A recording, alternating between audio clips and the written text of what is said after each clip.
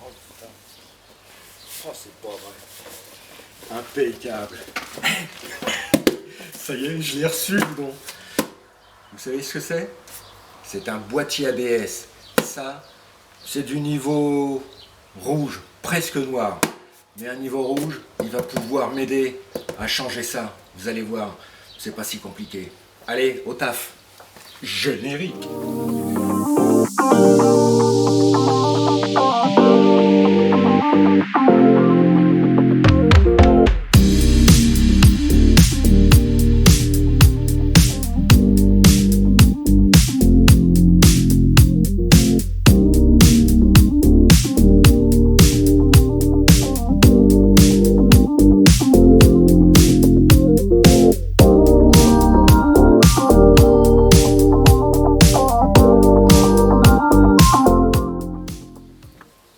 Bon, on va quand même vérifier ce que c'est. Hein. Parce que je dis que c'est le boîtier ABS, mais...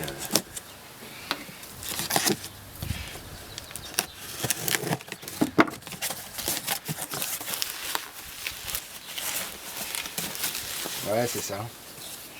C'est le boîtier ABS. Je vais comparer le numéro, mais bon, comme j'avais envoyé un mail au vendeur, une pièce qui a été reconditionnée, qui est propre. Bon, je nettoierai quand même les prises électriques avec du vinaigre blanc et puis du nettoyant contact après par la suite, parce que je vois qu'elles sont un petit peu vers le fond, un petit peu terreuses. Donc voilà. Et puis bon, les vis Torx là, elles sont pas abîmées. Donc ça suppose que le boîtier électronique n'a pas été ouvert.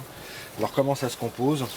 Ici j'ai le boîtier électronique de mon boîtier ABS avec sa prise électrique. Le moteur électrique. Sur le ML j'avais fait un petit tuto, mais un tuto avec des photos pour changer comment on change les charbons de ce petit moteur électrique. Et puis eh bien là on a les 6 prises qui vont permettre l'alimentation en liquide de frein vers les roues arrière, les roues avant, et piloter un petit peu les mises sous pression des pistons de frein pour éviter que les roues se bloquent en cas de freinage. Voilà. Bon, je vais vérifier le numéro.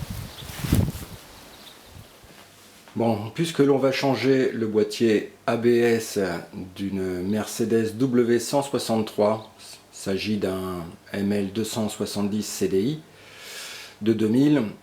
Donc j'ai été livré hier du boîtier reconditionné venant d'Allemagne, acheté sur eBay.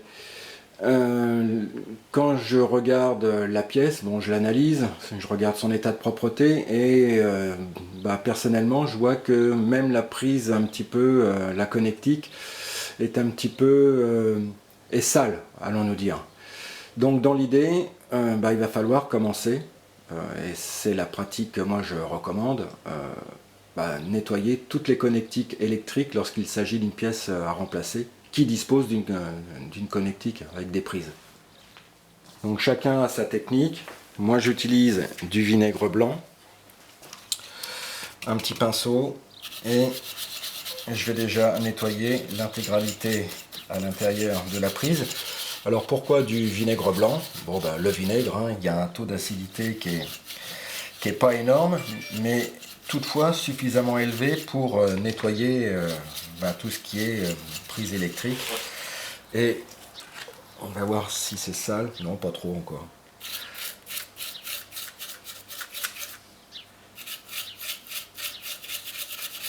Voilà. Donc je vais laisser agir, on va dire, une dizaine de minutes. L'acidité va éventuellement s'attaquer aux petits tétons métalliques et à l'oxydation.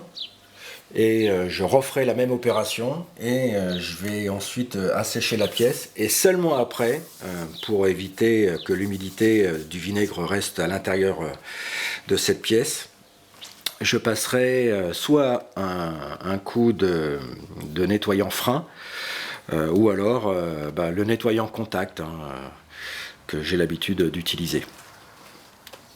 On va localiser l'emplacement du boîtier ABS.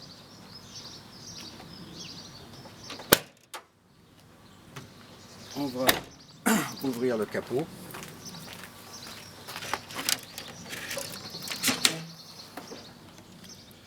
On essaie avant toute chose de repérer la pièce.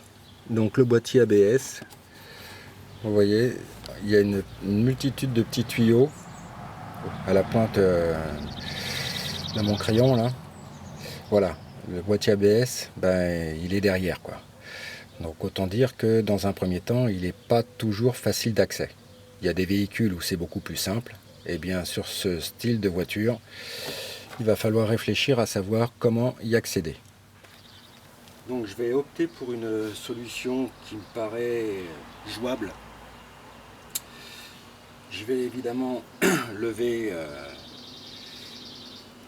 le ML à l'aide de mon cric hydraulique. Je vais positionner et sécuriser l'intégralité de mon chantier pour éviter que la voiture soit instable, quoi. Donc une bonne assise au sol. Je vais enlever la roue. Je vais enlever le pare-boue. Je pense que je vais enlever la baguette d'habillage des phares. Derrière, il y a les vis de fixation. Je vais enlever le phare et en partant de là, je vais voir déjà l'accès du boîtier ABS. Il n'est pas impossible qu'il faille aussi retirer le réservoir du lave-glace. Enfin bon, déjà pour le moment, je vais m'occuper de la roue, du pare-boue et du phare. Bon, la roue a été enlevée, le phare également, et on commence à voir que l'accès est déjà plus facile. Bon, en ayant enlevé le pare-boue, donc on voit bien le moteur du boîtier ABS, le boîtier à proprement parler. Derrière, je ferai une autre vue de l'autre côté par le phare. Mais déjà, on peut constater une chose, c'est que le boîtier en dessous, il n'y a rien qui le maintient. Visiblement, ça tient par une et deux vis Torx femelles. Donc visiblement, ça m'a l'air d'être du 30. Donc avec une vis Torx T30, à mon avis, déjà, on pourra désolidariser le boîtier ABS de son support. Et par le phare, à mon avis, on va pouvoir enlever tous les tuyaux qui alimentent le boîtier. Donc une vue par l'emplacement du phare. Donc le boîtier ABS, ça y est, vous le reconnaissez. Il est là. Et je pense qu'effectivement, je vais pouvoir enlever tous les embouts directement à partir de là, sans trop de difficultés, quoi. Donc l'idée, c'est de commencer évidemment par les premières. Comme ça, je pourrais éventuellement soulever un petit peu les tuyaux, remonter jusqu'au fond. Et une fois que tout ça, ça va être désolidarisé, avec les clés torse, enlever complètement le boîtier. Et c'est à mon avis comme ça que ce sera une façon la plus simple, quoi. Donc je vais quand même mettre une bassine et une bâche en plastique sous la voiture, parce qu'à mon avis, il va forcément y avoir du liquide de frein qui va s'écouler du boîtier, quoi. Donc j'attire votre attention là sur les 5 premiers accords. Bon, visiblement, moi je vais m'aider d'une clé plate échancrée. Comme ça, ça va nettement bien. Mais il y a un point dur. Donc je voudrais pas casser non plus ces petits raccords. Et derrière, visiblement, avec une clé plate de 12, ça va parfaitement bien, il n'y a pas trop de jeu et on peut l'enlever. Toutefois, donc là j'ai commencé à desserrer, mais je vais quand même mettre un petit coup de WD-40, parce que comme il y a de la terre, il y a des impuretés, je voudrais pas non plus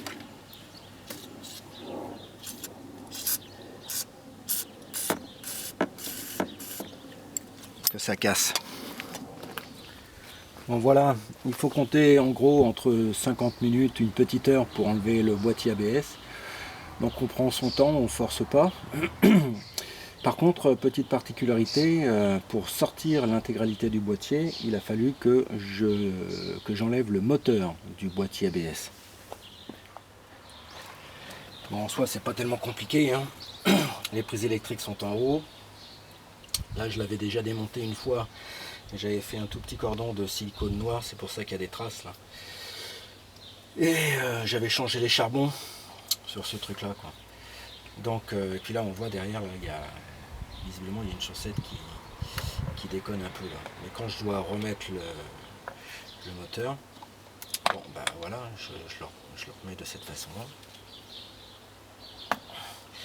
Et j'ai juste en fait 2 vis à mettre quoi. Donc on enlève, hein, et ça me paraît beaucoup plus simple. Bon, j'ai trouvé une petite combine, ça vaut ce que ça vaut. Moi personnellement sur la nouvelle pièce que je venais de commander, ça m'embêtait de démonter le moteur parce qu'il y a un galet d'entraînement monté sur un excentrique et pour remettre le galet, bah, parfois on s'arrange quoi, c'est pas toujours très facile. Alors ce que j'ai fait moi sur cette partie métallique, j'ai enlevé à peu près, allez on va dire 3-4 mm de métal, donc j'ai limé, bon là on voit encore quelques bavures.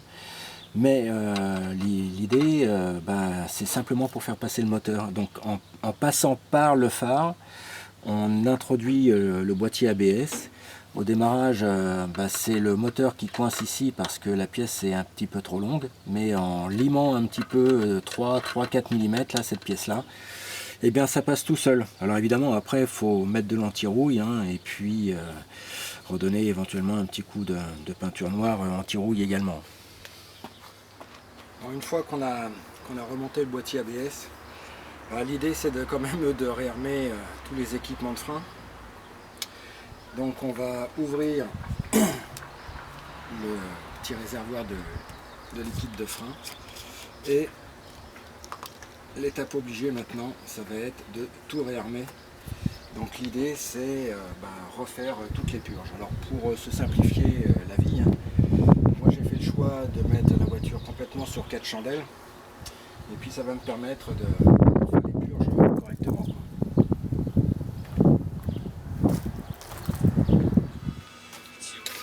Une fois que vous aurez remis tout ça sous pression, moi j'utilise un réservoir sous pression à 20 PSI que je connecte directement sur le petit réservoir de liquide de frein.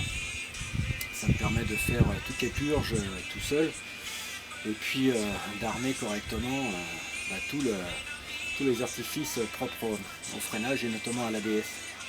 Alors un petit conseil que moi je vous donne, c'est pour l'avoir vécu, c'est avant de redémarrer la voiture et puis éventuellement faire un essai sur route, hein, parce que ça va être incontournable, débranchez votre réservoir de mise sous pression du circuit de frein, parce que évidemment sur le petit réservoir de liquide de frein, il y a un contacteur avec un flotteur, souvenez-vous, hein, si celui-ci ne détecte pas de liquide de refroidissement,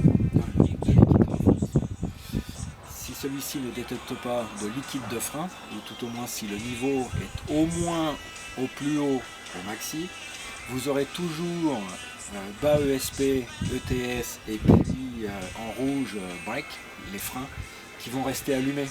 Donc pour m'être fait avoir, maintenant il faut savoir un petit peu la combine. Lorsque on veut vérifier que tout fonctionne bien, enlevez bien le réservoir de mise sous pression du circuit de frein. Bon, je vous donne une petite combine. À force de monter, démonter, toucher au pare-boue, les petits écrous de 10 en plastique, ils prennent du jeu et forcément le pare-boue tient moins bien. Donc moi ce que je fais, c'est que je prends un Riesling, je l'introduis à l'intérieur. Alors des fois j'en ai un ou deux, hein, c'est l'important du jeu, quoi.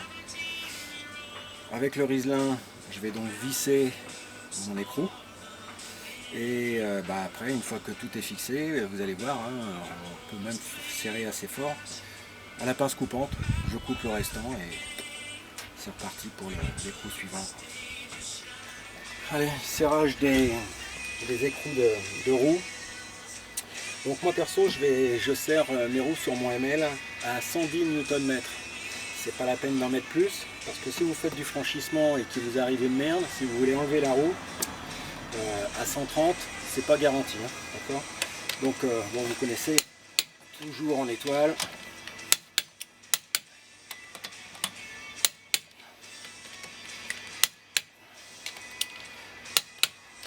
Allez, je fais les 3 autres. Et évidemment, hein, tout ce qui est huile usagée qui a été souillée, on collecte ça dans des bidons. Moi j'en ai un bleu où j'ai marqué dessus huile usagée, et quand il est plein, déchetterie.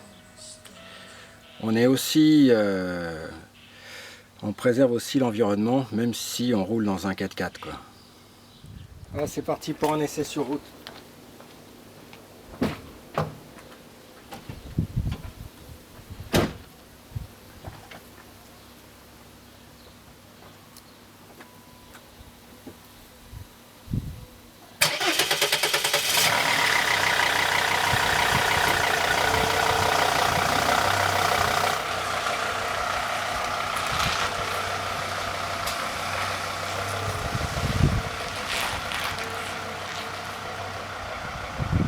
Bon voilà, petite opération de maintenance. Bon, maintenant tout fonctionne à peu près bien. Bon, j'ai quand même commandé au démarrage, je pensais que c'était les capteurs ABS qui étaient en javel un petit peu. J'ai commandé les récepteurs.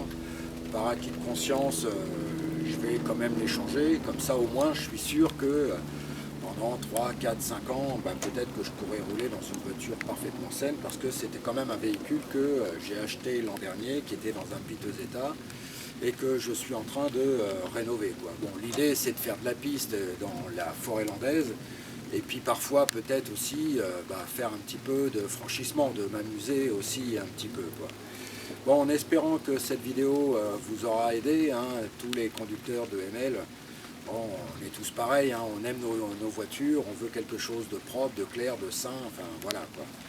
Donc n'oubliez pas, si cette vidéo vous a plu, eh bien écoute, c'est pas compliqué, hein. Voilà, vous connaissez le symbole, j'aime. Je vais m'abonner à la chaîne Novice Car, qui à l'origine s'adressait spécialement aux novices en automobile, mais il arrive un moment, les novices ils apprennent aussi et ils veulent connaître encore davantage. Bon, cette vidéo c'est une vidéo noire. Il y en a d'autres qu'on a fait, il y en a plein qui sont en attente de diffusion, quoi. Voilà, à très bientôt, ciao, bye.